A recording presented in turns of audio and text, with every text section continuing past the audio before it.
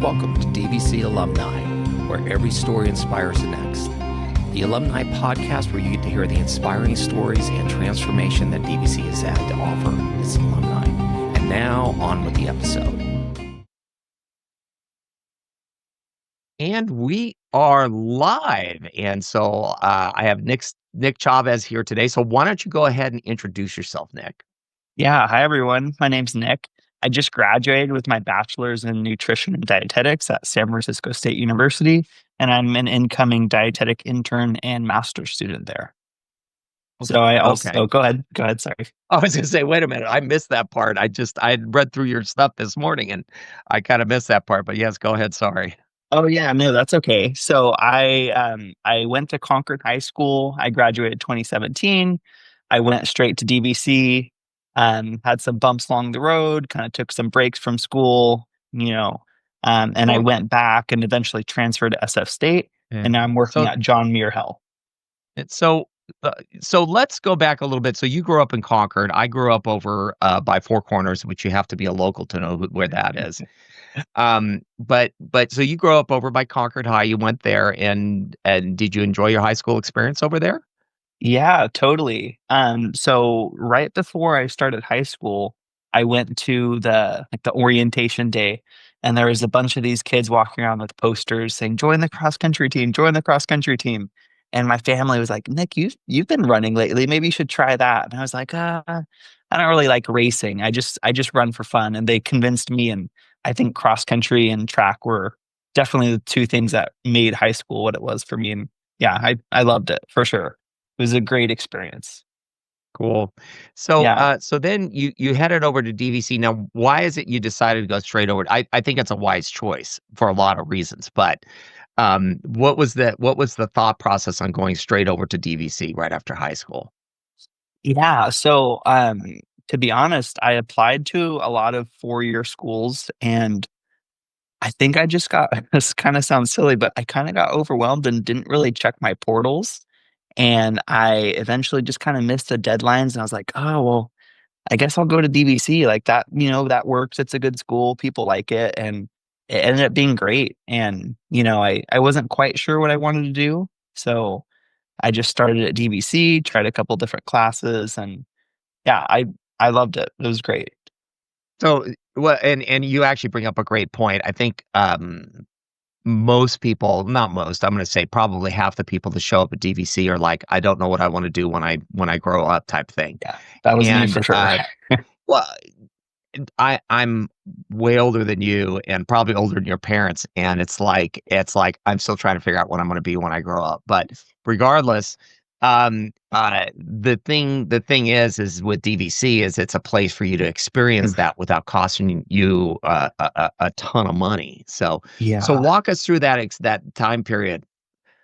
Yeah, so I had just finished. I went straight out. I didn't really take a break or anything, and I was kinda like I knew I wanted something sort of entrepreneurial. That's kinda what I was thinking at the moment.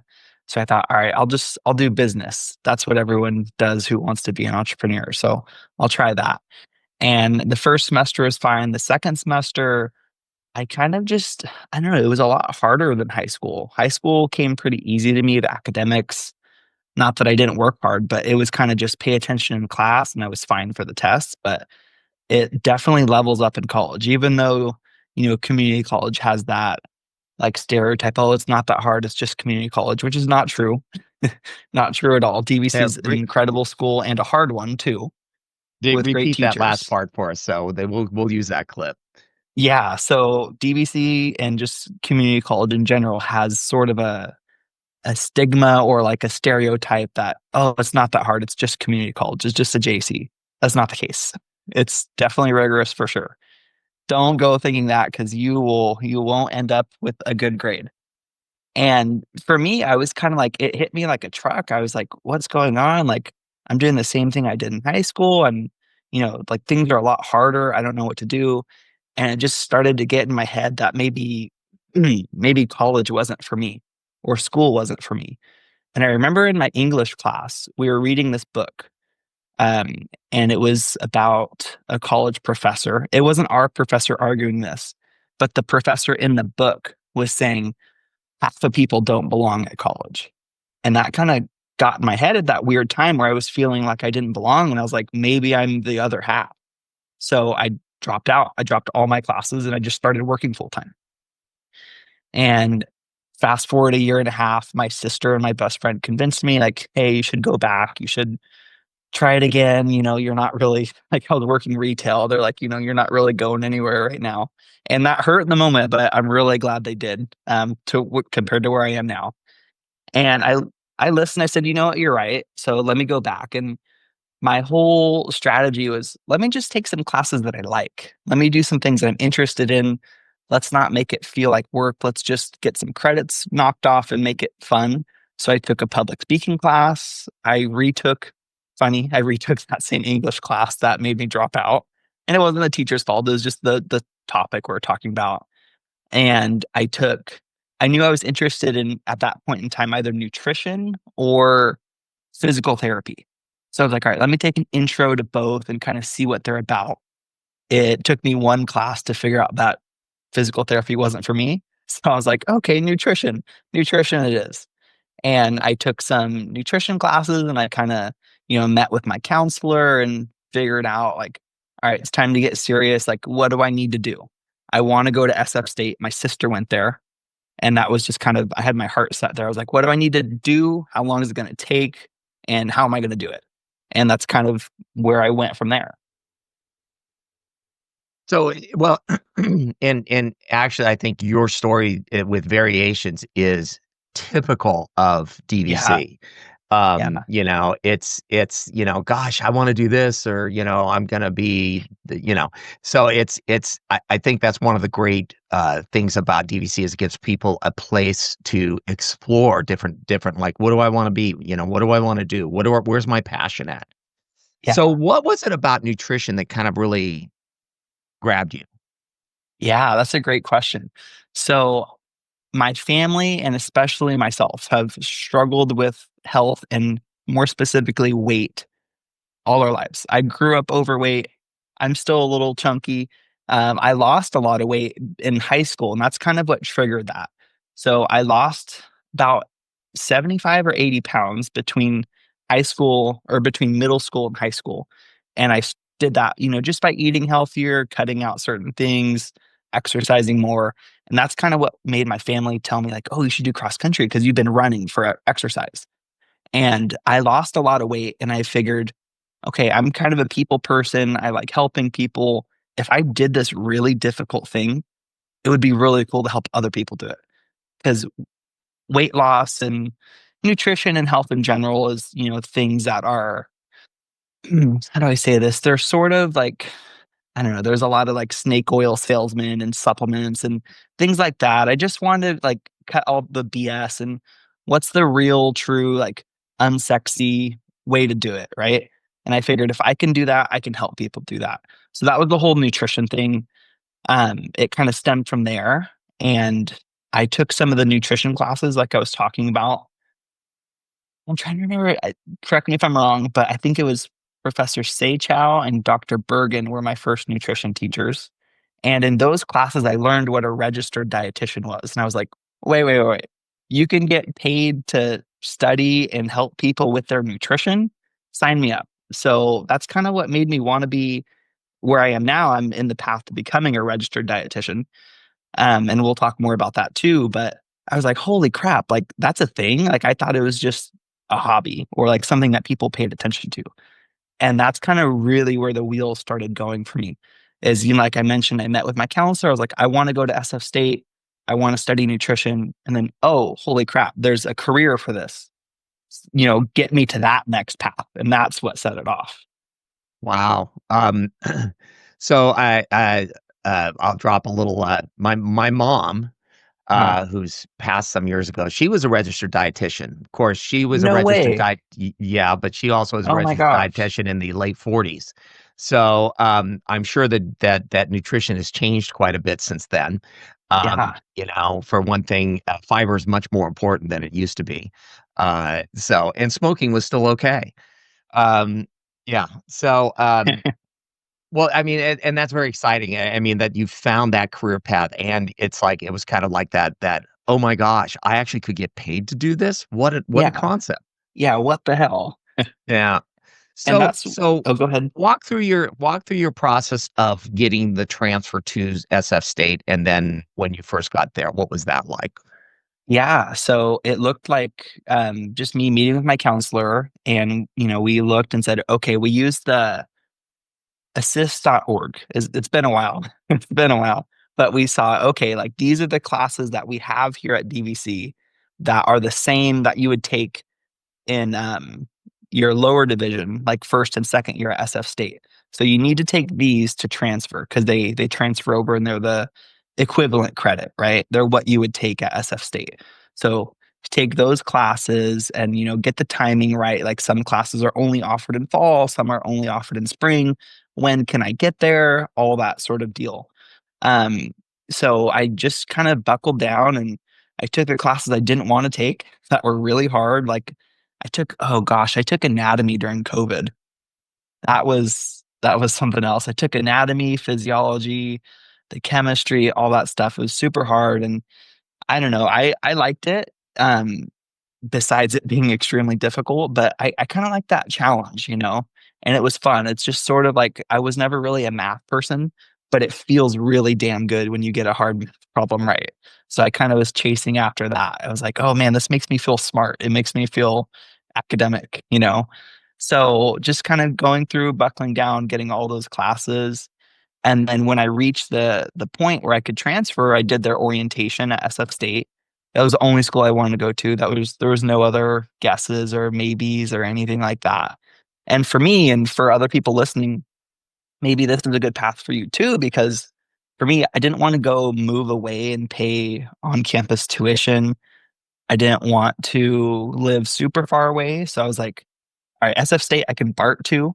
It's pretty cheap, cheaper than UC Berkeley, or not throwing any Mhm. shade or anything, but other schools. And I can live at home. So that's perfect. It's the same degree. I want to go there anyway. It offers what I need. And that was the clear choice. So that's kind of like that was the path of getting from DVC to here. And it wasn't easy. It was hard. There's a lot of struggles and you're second guessing yourself and all, and but it's worth it for sure. And that's kind of how I got here from DVC. Yeah, I'm believing that if you don't spend half your time going, "What the hell was I thinking?" Uh, That to me always tells me I'm probably on the right path, is like, especially if it's hard and I'm saying, "What the hell was I thinking?" and I do So that every day now, maybe three so times a day. yeah, well, and you seem to have embraced it quite well, and especially having that passion for it. So you're at SF State now. You commute on BART, correct?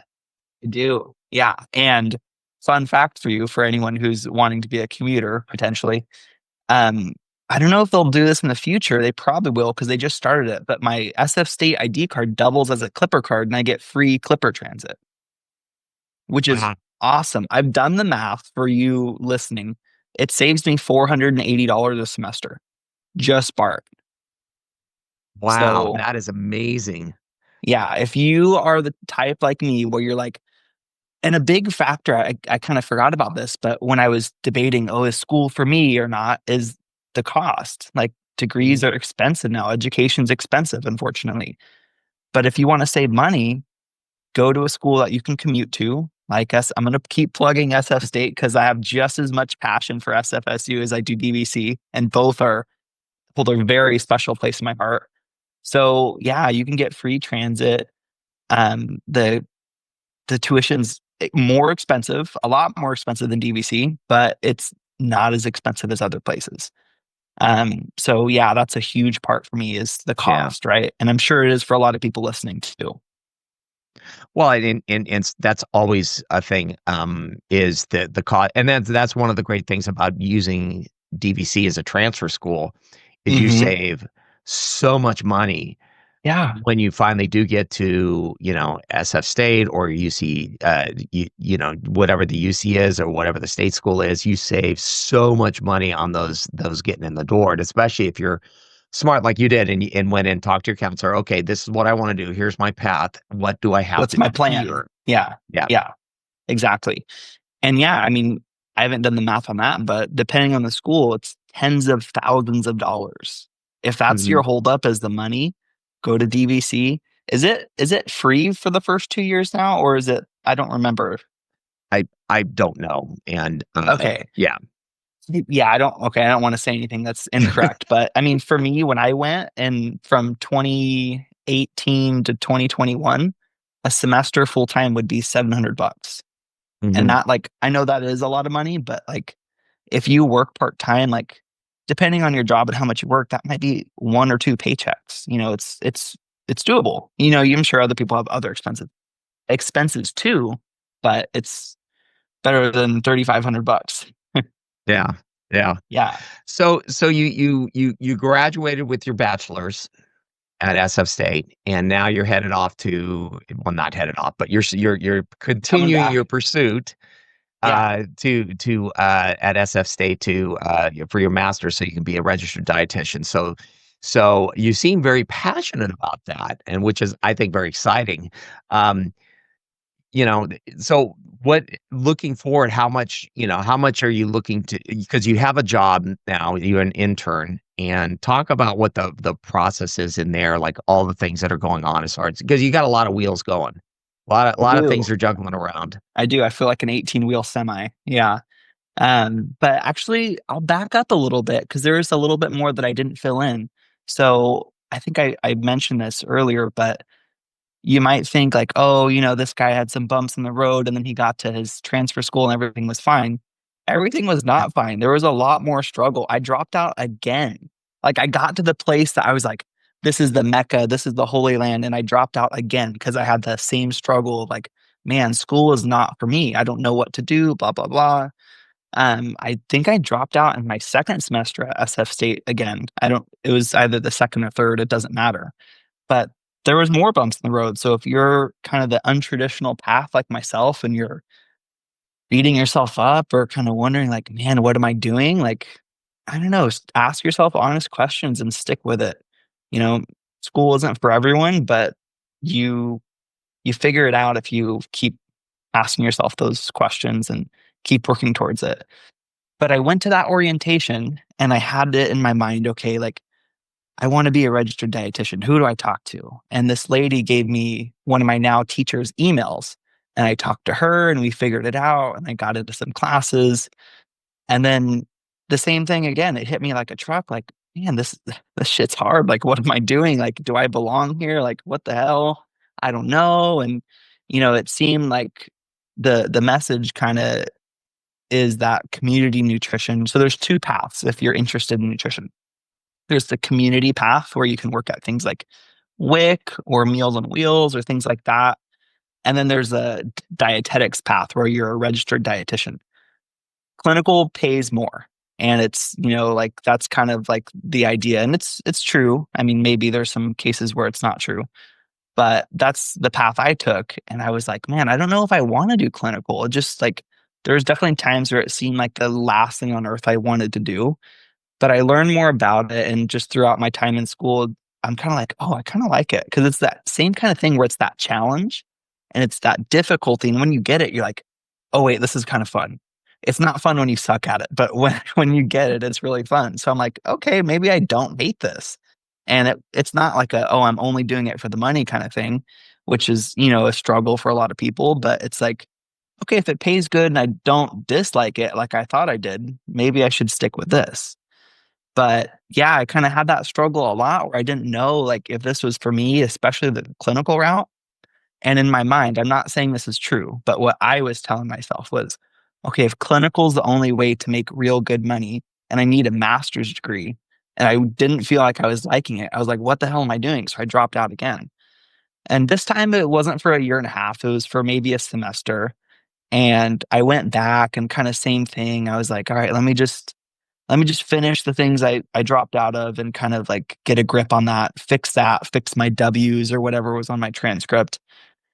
And let me just try again. And I tried again. And the first year was online, which kind of sucked because I don't know, I like being in person and talking to people and being able to raise my hand in class and all that. But I got through that 1 year and then I went in person and it was amazing. It was awesome. I was making friends. I had a community. I joined the nutrition club at SF State, and things really felt like they were rolling. So that definitely helped a lot. And then I guess another point that I missed, when I first transferred, I was asking about, what's the path to becoming a registered dietitian? And at this point, it was you need your bachelor's, you need a master's, and you need to do a dietetic internship, which is either 1,000 or 1,200 hours of supervised practice, and then you take a board test. So it's a lot of stuff. And I, got that one teacher's email and I was like, what do I need to do? And she was like, okay, you need to do all this and you need to get into this dietetic internship. That's the hard part. Mhm. Masters, it's not terribly hard. Like the admissions rate is pretty easy. It's not too unforgiving, but the hard part is the dietetic internship for sure. And what that requires, they're telling me, okay, you need good grades, you need to be well-rounded, you need work experience, you need to be a volunteer. And from that point on, I kind of centered my life around getting into this internship. And I was like, that's all I want. So I went out and I got a job at, it was like a school lunch thing. I don't even remember. The point is, it didn't last. I did not like it. And that was kind of like the thing. I was like, "Oh man, I don't like this." Like that was kind of the voice in the back of my head that's telling me like this isn't working for you. And I went back and I tried again and I got a job at where I am now at John Muir as a nutrition assistant. And that, it was hard at first, but it worked. And I was like, okay, like I have the clinical job experience I'm getting. I'm in the SNDA. I was vice president and I had a pretty good grade. So I was like, let me just keep plugging away at this pretty much. That's kind of like was the process from that point on. So yeah, so I guess so you got to finish your master's and then you got to take the test I y- yeah, it's funny because like there's everyone thinks the education part is the hard part, and it's like no, that's just one gate you got to get through, and that's a pretty easy gate. I mean, not to Yeah. say that it's easy. But comparatively, Yes, it can be a yeah. lot tougher. So at this point, you seem pretty settled in this. So what are some of the things like what does your day to day look like as far as with your internship? That hasn't started yet. I'm on a little break Okay. right now. So that will be starting.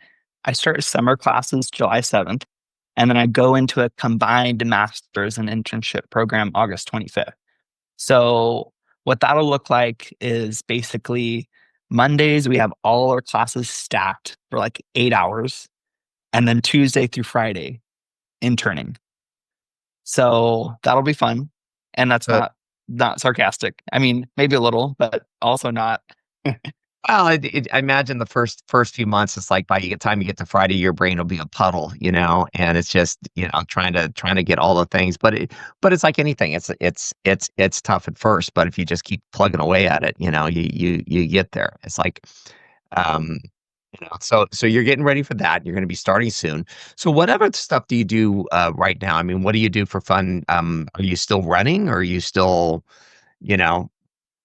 Yeah, I do a lot. I play guitar, I run. I used to ride dirt bikes. I haven't done it in a while. My truck that I used for that is not working, so that's kind of hard to transport a motorcycle otherwise.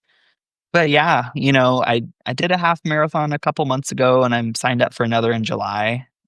I haven't gotten to train for that because I've been so busy with school. I just finished, but we'll have to go get some new shoes and get back out there pretty soon. But yeah, stuff like that. At SF State, we would have open mics, and my friends and I would play guitar or sing there. That was really fun. Um, Kind of a jack of all trades, master of none sort of thing. I have a lot of different things I do, but no one specific thing really.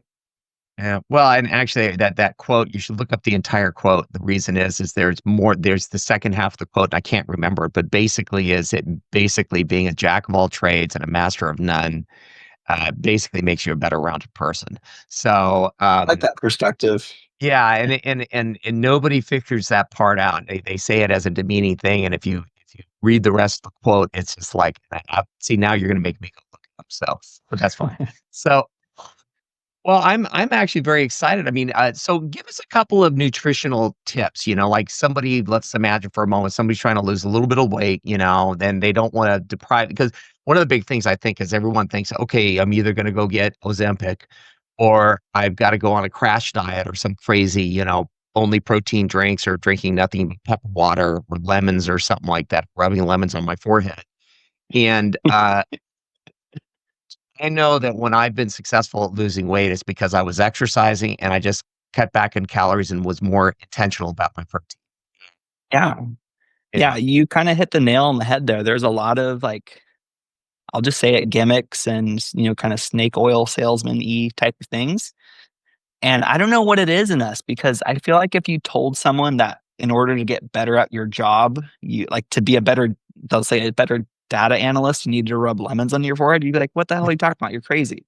But when it comes to losing weight, we're like, oh, wait a minute, that sounds kind of good. Let me try that. And I'm not shaming anyone. It's just kind of silly. And I think it's good to poke fun at that. But no, we do all feel like I know times I've been inclined to think of things like that, like because we just get so desperate because it's so difficult, right? Um, it's not easy, but it's simple. And the thing that I see a lot of people doing, and I kind of have more of a lens of like, I like to incorporate the whole thing. How do I put this? Like, I don't know. I like the psychology of it, the kind of mental aspect, the sort of what worked for you. There's no silver bullet really. A lot of people try and say like, oh, get on this diet to lose weight. It's like, okay, well, what if that diet has fish and what if I don't like fish? Like, then you're kind of screwed. Like, there's no one thing. I mean, the basis of it is like to not overeat. And that's kind of like there's a lot of different ways to do that. In our society, there's a lot of very calorically dense foods. And that means something that like picture like a milkshake. Like it's just drinking it. It's just drinking something. It's not filling, but there's 800 calories in it. And the idea, the kind of perspective and lens I like to look through is definitely not to shame yourself, to be kind to yourself and not like, oh, I need to go run 5 miles because I suck because I just ate a bag of chips. Like, if that's your perspective, like I understand that, but it's just, I don't know. I'd encourage someone to try not thinking that way and do something more out of self love and out of care for yourself. Whereas, like, me, like I do think like that. Like that's my first initial. I'm like, no, let's try something else. Let's say, okay, well, I know I feel better after I go run mentally, physically. It makes me feel good. So let me do it in order to feel good, right? Instead of like to punish myself. There's a million different things you can do to quote lose weight and a million ways you could do it. But instead of listening to someone that says, oh, you have to do this diet, like do something that works for you. There's a million different things you could do, right? Um, there's my mind is going in a million different directions because there's so many things I Well, want to talk about on this oh, I know. subject. Well, and you're actually touching on something that it's like, because I've done all the fad, you know, We my all wife have, and I have. yeah. Yeah. Thing I notice is things that work are usually things we can stick with, you know. Yeah. Yeah, right. So That's the point. so imagine for a moment, okay, I'm getting ready to, I wanna increase my protein and, get extra nutrients and all that good stuff. It's like, what would be a good kind of like good way to get started on that as far as what would that look like, a dietary plan for that, like starting this weekend? Yeah, I'd say Oh, like, and by the way, I just got a new smoker, so there's gonna be some smoked meat in there. oh, yeah, why wouldn't there be? And that's another thing real quick before I forget is like, I don't know, I think there's room for all, right? Like it's funny, like dietitians, like my teacher talks about this a lot, where she's at a party and people are like looking at her like, oh, is she judging my plate? It's like, no, she's a person just like everyone else. Like there's room for everything. Like I'm in school to be a dietitian, but I can put away some ice cream. I love ice cream. I love sweets. People say, oh, I have a sweet tooth. I have 32. I have sweet teeth. I love sweet things. But yeah, I'd say eating more nutritionally dense, like whole foods. So nutritionally dense means, vegetables, things with a lot of vitamins, nutrients, things like that, like whole foods that aren't as calorically dense. And the cool thing here is if you eat, like chicken, vegetables, rice, or, whatever, things like that, that's more kind of whole foods, you can eat more and it's less calories. So you don't, it's easier to do it that way in a sense, right? But I would say, like, think of things that you like, things that are realistic, doable, instead of like making this crazy plan that it would be impossible to do, right? Like it would just really depend on the person. Like if you want to give me a more of an example, I might be able to help you with that. But Well, I it's kind of was hard to narrow it down. oh, I know, and I kinda put you on the spot. So, No, one of that's my okay. favorites, though, one of my favorites is that the whole thought process that carbs are evil. All carbs are Hate bad, that. and everything has carbs that you stick in the hole in the front of your head, so it's just kind of, Hmm. so talk us through a little bit of that, 'cause, it's like, I mean, my wife and I occasionally get to go out for Sunday breakfast, and so I love a waffle, you Yeah. know? And like I said, again, room for all, right? And it's just Yeah. moderation. But yeah, I mean, not all sugar is the same. Like if you think of a carb, like it's it's in almost everything and your body needs it. It's like your brain's fuel source, right? So the sugar in fruit is a lot different than the sugar in a Twinkie. They're not the same thing. I mean, they're both sugar, but the sugar in the fruit has a lot of stuff like fiber, like pigments, like things to slow it down, antioxidants, like nutrients. And the sugar in a Twinkie is like just raw sugar. And it's not that sugar's the bad thing, it's just like too much of anything, right? Like you have someone with a renal diet, like that means they don't have properly functioning kidneys. For them, phosphorus is, something that they need to limit, or potassium. Like kind of, I don't know if this helps, but maybe picture it like, I don't know, just take away the name sugar, as silly as that sounds, like just too much of this one thing, right? Too much of anything. Too much water will kill you.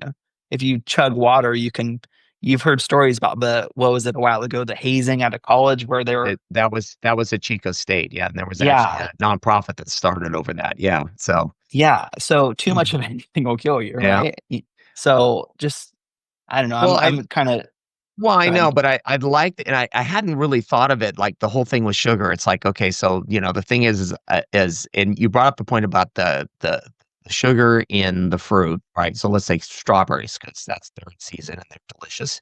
And then there's the sugar in the Twinkie. Well, they may have individually the same amount of sugar. That'd be a lot of strawberries, but we'll just imagine, just to help me walk me through this and just tell me if I'm on the Yeah, right track. But the difference being is that because the Twinkie doesn't have fiber and antioxidants and all the other stuff goes with it, it hits your bloodstream, heartbeat. And so it just quicker. whereas Yeah, with your whereas with your when you're eating the actual food, that happens to have sugar in, which is why we love them. It's like at that point it slows it down and it kind of gives us a chance, and so we don't get that crash also.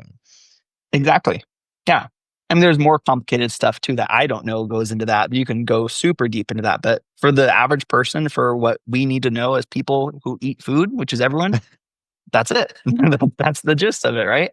And yeah, I mean, there's a whole lot of other stuff that goes into it, but essentially, yeah, 100%.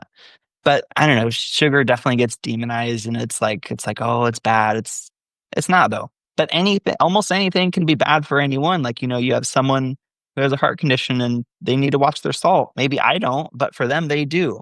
And it's just this certain nutrient for the certain condition, right? And for us, just with our food supply and the way things are, sugar's in everything. So it's become one of those things that we kind of need to look out for because it's in everything. So whether it was fat, salt, protein, like whatever it is, like replace sugar with any other nutrient. If that was like dumped into everything in our food supply, we would need to watch that one nutrient. It's not because sugar is bad, just because it's like we're getting too much of it too easily, essentially, Yeah. right? So that's kind of the whole thing behind that, or at least from my perspective. Okay. But yeah, Well, for and those and and listening, and sugar's not bad. Fruit's not bad. well, you see, you gave the piece of advice nobody wants to hear, which is like all things in moderation. Yeah, So I don't even want to hear that half the time. I know, but everybody wants that quick fix, and it's just like, no, there's not one. There's a great book called Atomic Habits, and I can't remember the name of the author, but it's like you James know, Clear. yes, yes, great book, and I think that speaks volumes to, like, this is how we should approach nutrition, this is how we should approach, exercise, everything. Because it's like you were talking about, it's like, "Oh gosh, I ate a Twinkie, so I have to go out and run 5 miles." Well, what if you haven't run 5 miles in a decade and suddenly you're gonna strap Yeah, on your shoes and go out, you'd probably have a stroke, you know? So, yeah. again, atomic habits. So, well, Yeah. is there anything you want to? We'll wrap up here. So, is there anything you want to forward looking? Are you sound like you're pretty well at getting yourself set up pretty well for like what the future looks like, and you seem pretty engaged about that. So, what do you feel like? How do you feel about the future? I guess my quick answer is always positive because I think that's the way you need to be, or at least for me, I need to be positive. I don't want to be negative. But yeah, I mean, we all have these cool things in front of us that you can get anything, anytime, anywhere as far as information. And I don't know, I think a positive outlook is best. And, you know, just, I don't even know how to describe it, but just, I think said this already, but if you ask yourself the right things and you keep trying, you'll figure it out, whatever it is in life. But yeah, I feel pretty good about, kind of like for myself, my future, where I'm going. It's gonna be difficult, it's gonna be hard, but it's also gonna be fun, and it's gonna inspire growth and change and betterment for sure. Um, yeah, I feel, I guess the quick answer is I feel good about it. I don't think that there's just think the more information we have, the better we're off, right? And with that, there's information overload, and there's a negative side of that where there's almost too much information. But I don't know. I think if we're honest with ourselves, we'll be okay. Cool. All righty. Well, Yeah, we are gonna sign off. I appreciate your time. Hang out after we get off the air here, but I appreciate your time. And we will see you soon. And best of luck on your programs that you're starting. So you get a short break, and short then one. you're back into the grind. And it sounds like it's going to be quite the experience. Yeah, for sure. I'm excited. Cool. Well, thank All you very right. much. Thanks a lot, Nick. Yeah. Thank you for tuning in to DVC Alumni, where every story inspires the next, the podcast for the DVC Alumni Association. You can contact us at alumni@dvc.edu with any comments, and be sure to leave a like and subscribe to our podcast.